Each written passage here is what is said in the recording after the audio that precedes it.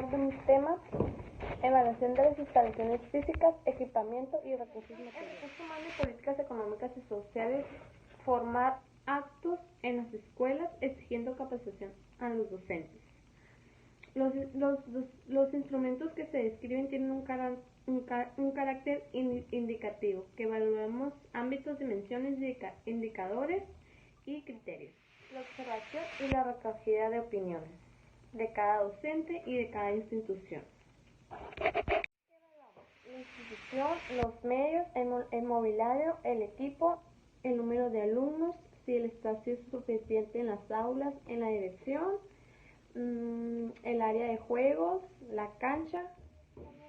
Evaluamos el estado de observación, el estado de conservación, el estado habitual de limpieza, el tamaño y la temperatura, el tipo de mobiliario, la biblioteca o laboratorio, el patio, el aseo que se hace en cada salón, el material y las aulas.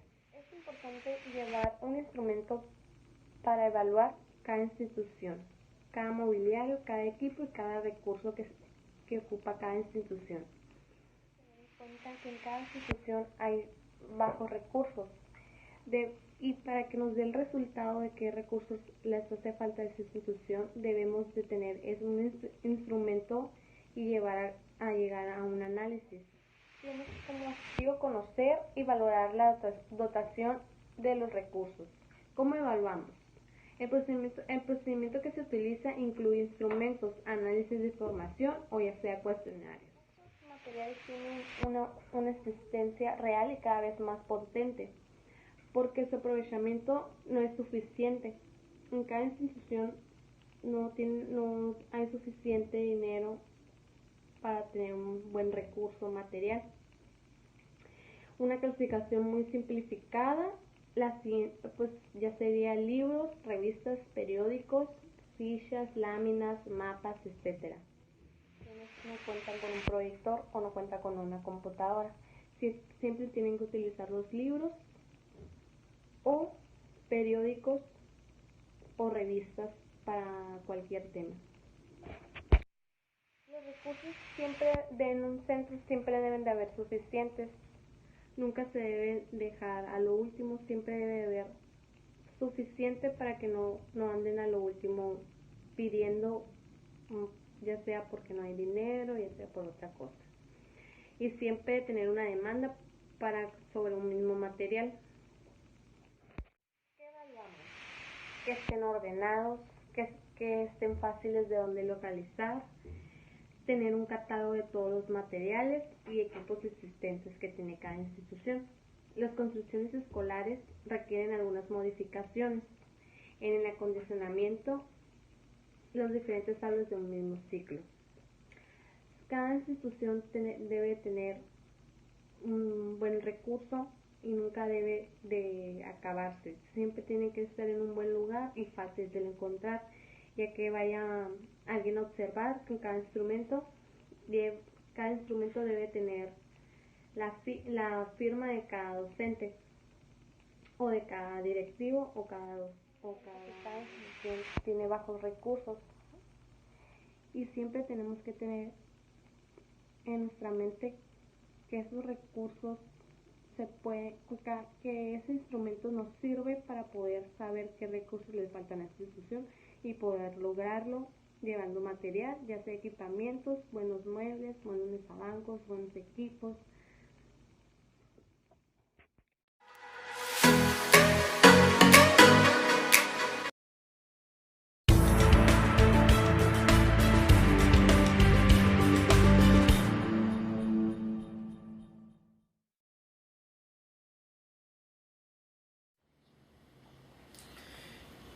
Actualmente en el sistema educativo se está generando una fuerte competencia entre instituciones de enseñanza, tanto públicas como privadas. Por un lado, porque la población en edad escolar está decreciendo en valores absolutos y no hay necesidad de tantos colegios.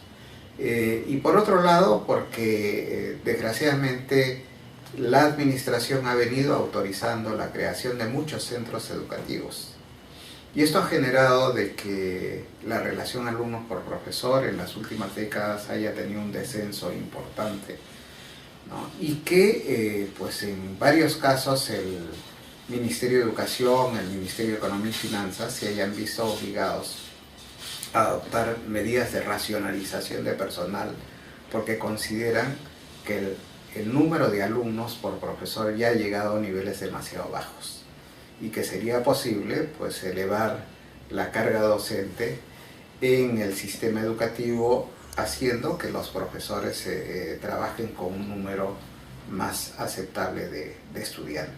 Bueno, en ese contexto, en un contexto de mayor competitividad, es que ha surgido un concepto que realmente es muy valioso y es el de la evaluación de las instituciones educativas. Es decir, cuando uno habla de evaluación institucional, en realidad lo que está haciendo es hablar de tres procesos. Un primer proceso es la autoevaluación, es decir, que el centro decida por cuenta propia hacerse un autoexamen y sacar una conclusión respecto de cómo están funcionando. El segundo proceso es una evaluación externa, ¿no? Es decir, la mirada de un tercero que venga y diga yo veo el funcionamiento con tales y cuales características, creo que hay aquí tales fortalezas, tales debilidades que hay que corregir. Y lo tercero ya es una acreditación formal, es decir, llegar a este proceso de certificación de la calidad de un centro educativo.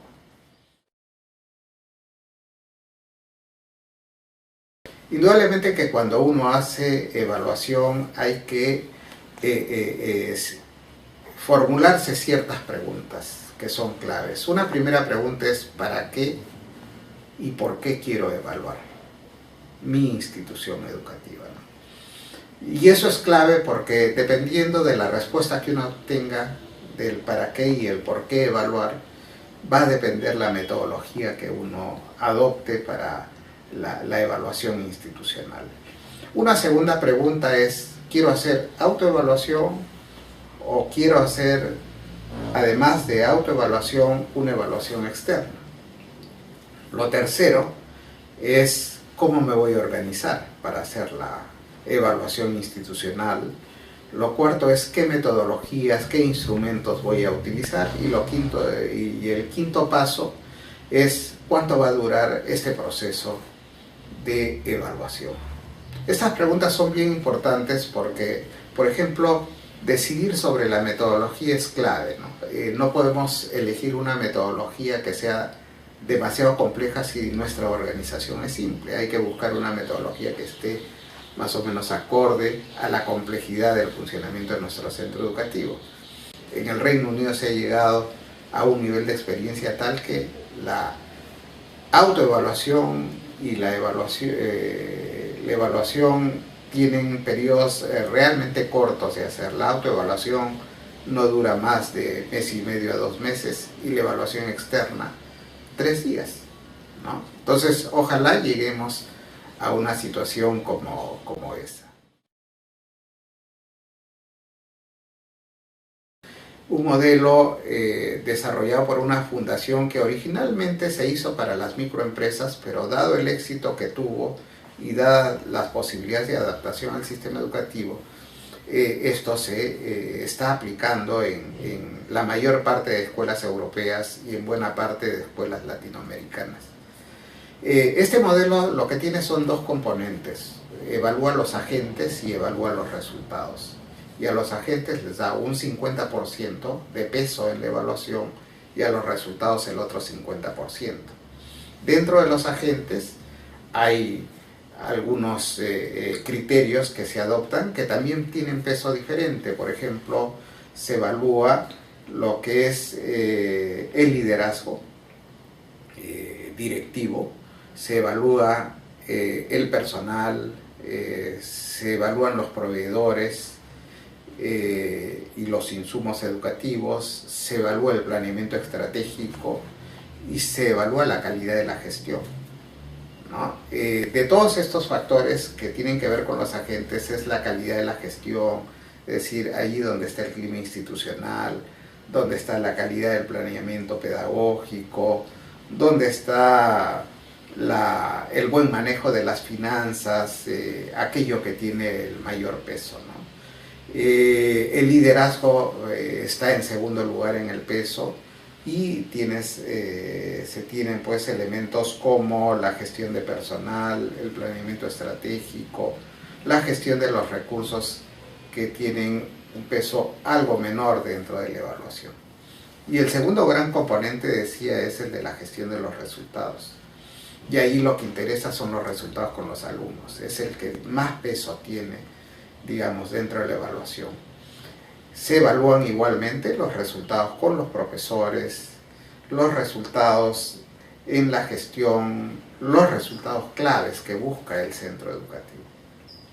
Y en ese sentido, ¿cómo se evalúan los resultados? En base a dos referentes. Se evalúan en base a las percepciones que cada quien tiene respecto de cómo recibe o cómo brinda el servicio, y se evalúa también a partir de indicadores concretos, por ejemplo, las actas de las evaluaciones de los estudiantes, ¿no? Los informes de desempeño de los profesores, los resultados del balance presupuestal, las estadísticas que comparan la gestión institucional de un año para otro, ¿no? En realidad es un ejercicio interesante y que empieza a tener una práctica creciente en el Perú.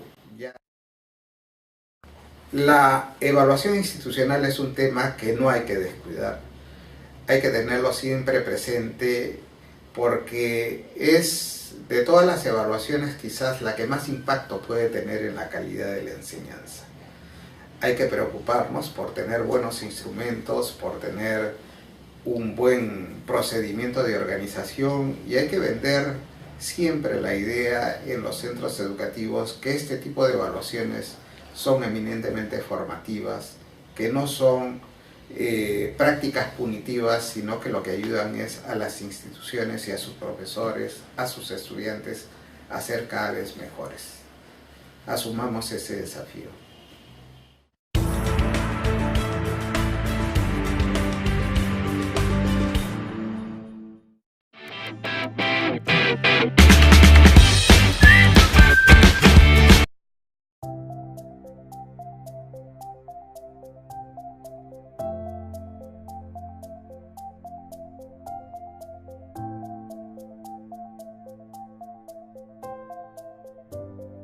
En la selección hemos realizado una lista de chequeo, checklist, para abordar aspectos educativos, cognitivos y tecnológicos. Ahora es momento de evaluar el grupo de recursos seleccionados y decidir cuál es el ideal para conseguir el aprendizaje de nuestro grupo específico de estudiantes. Dados todos los aspectos tecnológicos que hay que considerar, hablaremos de los recursos educativos. No hay que olvidar que todos los recursos educativos deben llevar a una estrategia didáctica.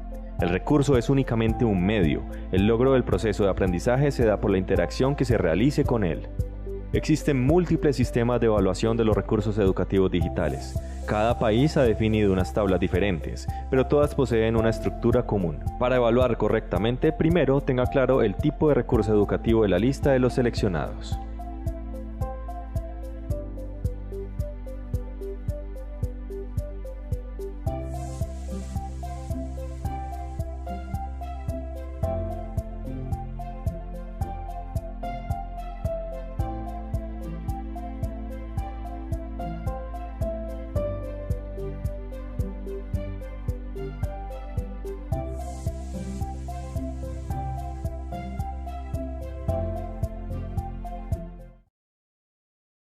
Bueno, me despido. Cualquier duda, síganme en mis redes sociales. Nos vemos, amigos.